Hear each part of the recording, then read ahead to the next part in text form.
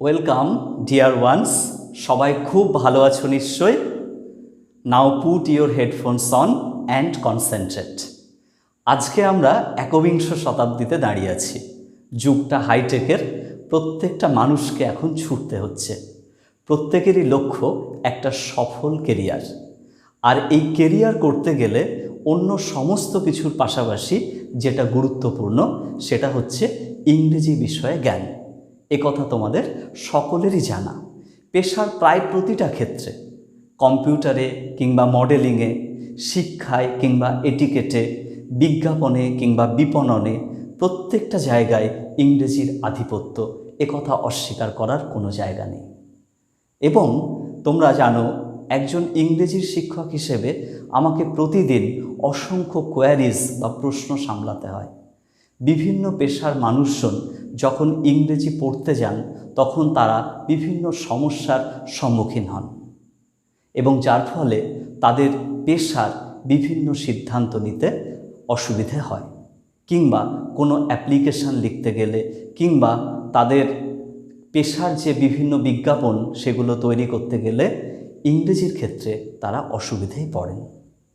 তাই আসুন প্রত্যেকে, যারা নতুন করে শুরু করছি কিংবা শৈশবে যাদের শুরু করা হয়নি, তারা আবার শুরু করি এবং ইংরেজিটাকে নিয়ে এগিয়ে যাই।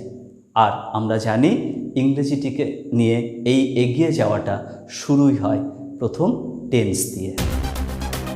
এইবার আমরা যেটা দেখব সেটা হচ্ছে টেন্সের সঙ্গে ইংরেজি লেখার মিল কোথায়। বারবার এই একই প্রশ্ন আসে। আমি বলি কি, প্রথমে তোমরা টেন্স কথাটা ভুলে যাও। টেন্স মানে হচ্ছে কাল, আর কাল মানে সময়। তুমি সময়ের কথাটা ভাবো। আসলে কি জানো তো, আমরা যখন কোনো কথা বলি বা কোনো কথা লিখি, তা প্রত্যেকটা কোনো না কোনো সময়ে বিলং করে। এই জন্যেই তুমি প্রথম সময়টা মাথায় রাখো। হ্যাঁ, এবং একটা উদাহরণ দেখো।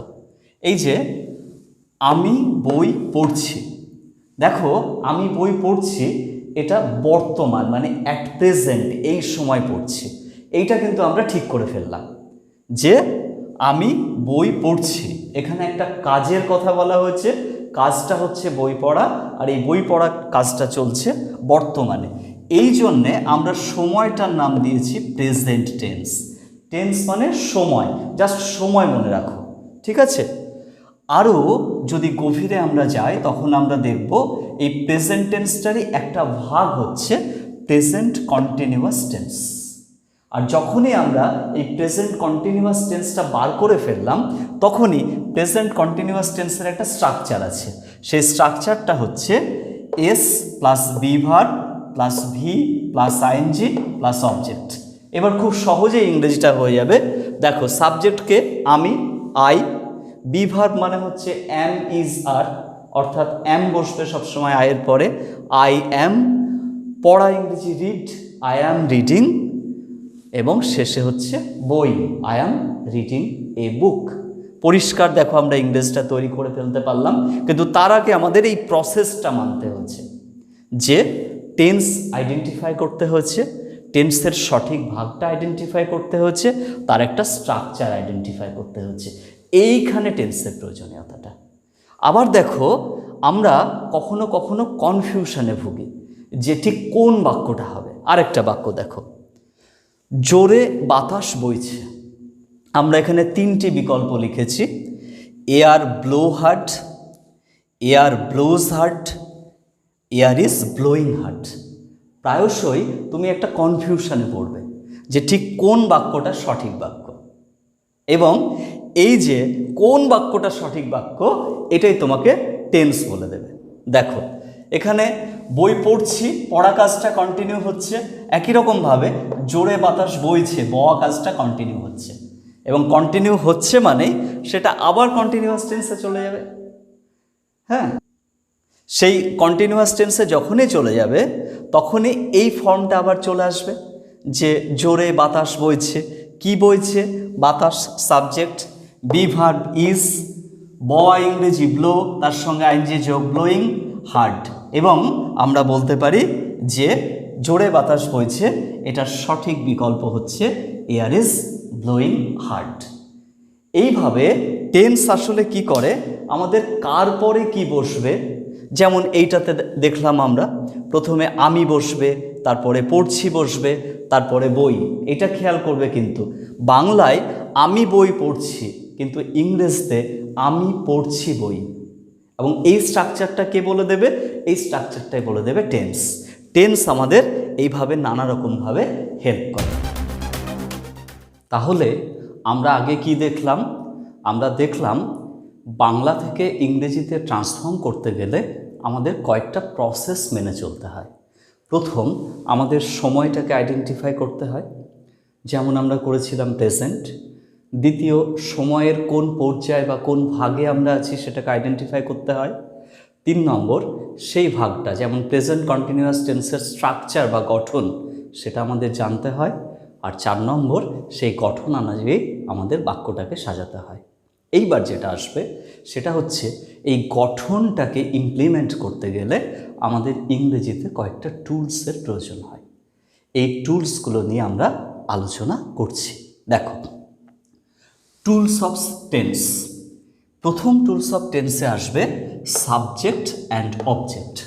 এই দুটো খুব গুরুত্বপূর্ণ টুলস। কি করে বুঝবো সহজে সাবজেক্ট এবং অবজেক্ট? মূলত সাবজেক্ট এবং অবজেক্ট নাউন অথবা প্রোনাউন হয়। তখন আবার আরেকটা প্রশ্ন অ্যারাইজ করলো, নাউন বা প্রোনাউন কি করে বুঝবো? এক এক করে দেখি। নাউন হচ্ছে মূলত সেই সব জিনিস যা আমরা চোখ দিয়ে দেখি, আমরা ফিল করি। এই যে জিনিসগুলো, সেগুলোই হচ্ছে নাউন। অর্থাৎ যা আমাদের চোখের সামনে থাকে, যা আমরা দেখতে পাই, যা নির্দিষ্ট আয়তন জুড়ে থাকে, সেই সবগুলোই নাউন। আবার নাউন আমাদের অনুভূতিও বটে, দুঃখ, সুখ, এগুলো নাউন। ঠিক আছে? আচ্ছা, সহজ কয়েকটা নাউনের উদাহরণ দেখো। Man noun, bird, table, chair, pen, etcetera. অর্থাৎ যা কিছু আমরা চোখের সামনে দেখি, যার একটা নাম আছে, সে সবগুলোই নাউন। এবার আসি আমরা প্রোনাউনে। প্রোনাউন নাউনের পরিবর্তে বসে, নাউনের বদলে বসে। এরকম কথা তো তোমরা বারবার শুনেছ। ব্যাপারটা ঠিক কি?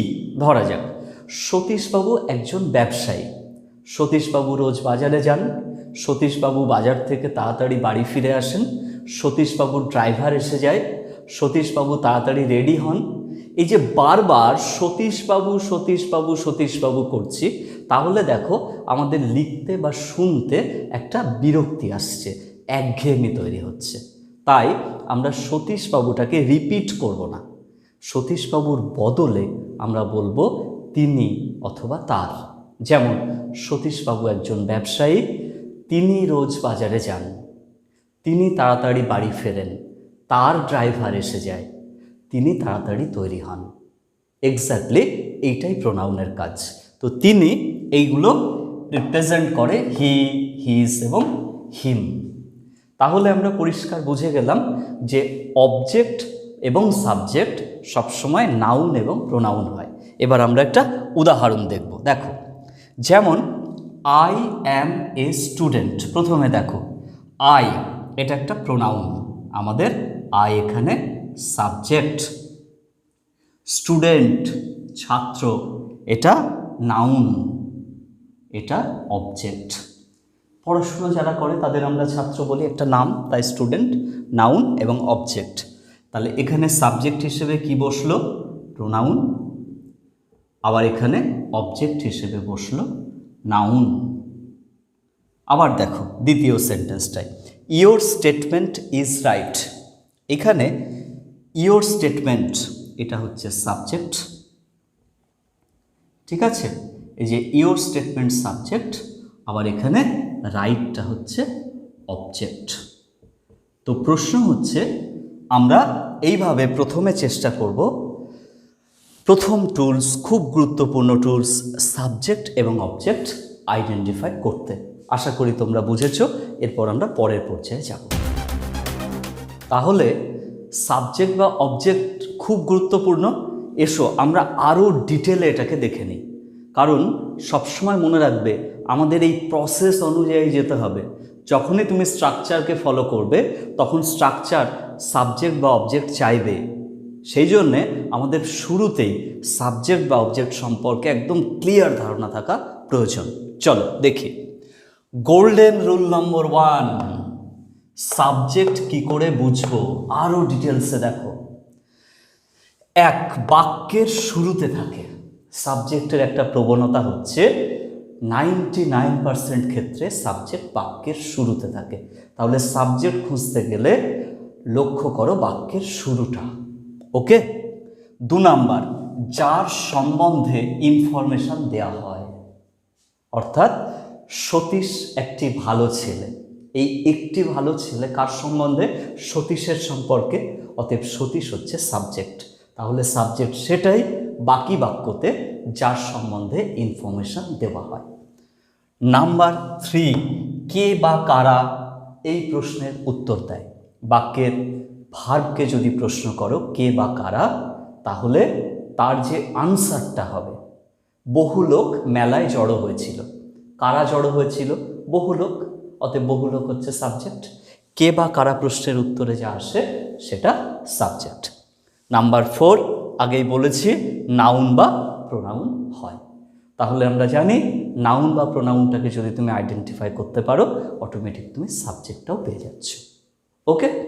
গোল্ডেন রুল নম্বর 2, অবজেক্ট কি করে বুঝবো। দেখো, 1 নম্বর, সাবজেক্টের যেমন প্রবণতা বাক্যের শুরুতে, অবজেক্টের প্রবণতা হচ্ছে বাক্যের শেষে। মূলত অবজেক্ট বাক্যের শেষে থাকে। 2, সাবজেক্ট সম্বন্ধে যা বলা হয়।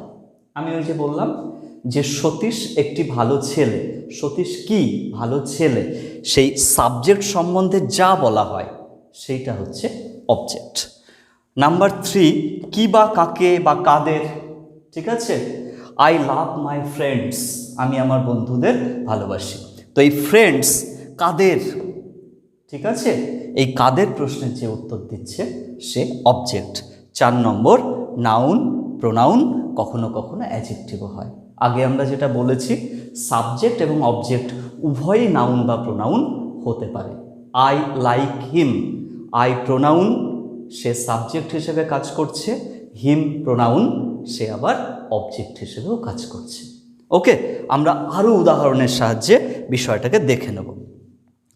We have a flower garden. দেখো, প্রথম এই যে উই প্রোনাউন এবং এই উইটা হচ্ছে সাবজেক্ট এস। কি আছে আমাদের? Flower garden. এই ফ্লাওয়ার গার্ডেন, এই ফ্লাওয়ার গার্ডেন হচ্ছে object. Number 2, Everest is the highest peak of the world.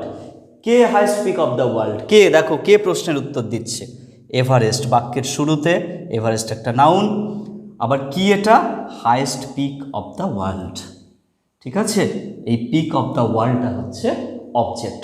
Object বা সাবজেক্ট যে শুধুমাত্র একটি শব্দে হবে তেমন নয়, শব্দগুচ্ছ বা শব্দ সমষ্টিও হতে পারে। 3 নম্বর, জাস্ট অ্যাট দ্য মোমেন্ট। দেখো, এইখানে কিন্তু সাবজেক্টটা একটু পরে আছে, তাই সাধারণত বলা হয় জাস্ট অ্যাট দ্য মোমেন্ট কিন্তু সাবজেক্ট নয়। এখানে সাবজেক্ট হচ্ছে ওই যে কে দিয়ে আইডেন্টিফাই করতে হবে। Tinni called me from inside. কে কে কে? তিন্নি, এইটা সাবজেক্ট। শুরুতে, কিন্তু একদম শুরুতে নয়। কখনো কখনো সাবজেক্ট এরকমভাবে একটু আগে পিছিয়ে থাকে। তোমাকে ওই টুল দিয়ে কে কে সেইটা দিয়ে তিন্নিকে আইডেন্টিফাই করতে হবে। কাকে ডাকলো? Me, object. ঠিক আছে, তাহলে আমরা আরও ডিটেলসে জেনে নিলাম যে সাবজেক্ট, ভার্ব এবং অবজেক্টের মধ্যে এই দুটো গুরুত্বপূর্ণ উপাদান। প্রথম, সাবজেক্ট এবং অবজেক্ট কি করেই বা সেটাকে খুঁজে পেতে হয়, এবং এটা কিন্তু একটা খুব গুরুত্বপূর্ণ ফাইন্ডিংস। ওকে ডিয়ার ওয়ান্স, তাহলে আমরা পরিষ্কার করে বুঝে গেলাম যে কোনো বাংলাকে ইংরেজিতে রূপান্তর করতে হলেই বাংলা দেখেই আমরা ঝাঁপিয়ে ইংরেজিতে করতে যাব না, পরপর প্রসেস অনুযায়ী যাব। প্রথম হচ্ছে টেন্স আইডেন্টিফাই করা, দ্বিতীয় হচ্ছে টেন্সের নির্দিষ্ট স্ট্রাকচার ব্যবহার করা, তৃতীয় হচ্ছে স্ট্রাকচারে যা চাইছে সাবজেক্ট অবজেক্ট ভার্ব সেগুলোকে পরপর বসানো, এবং সাবজেক্ট অবজেক্ট বা ভার্ব সেগুলো আমরা কি করে বুঝবো, ওই জন্য আরও সুন্দরভাবে সাবজেক্ট এবং অবজেক্টকে নিয়ে আলোচনা। আশা করি তোমরা এই পার্টটা বুঝেছো। আজকে এই পর্যন্ত থাক। তোমরা সবাই ভালো থেকো, বাই।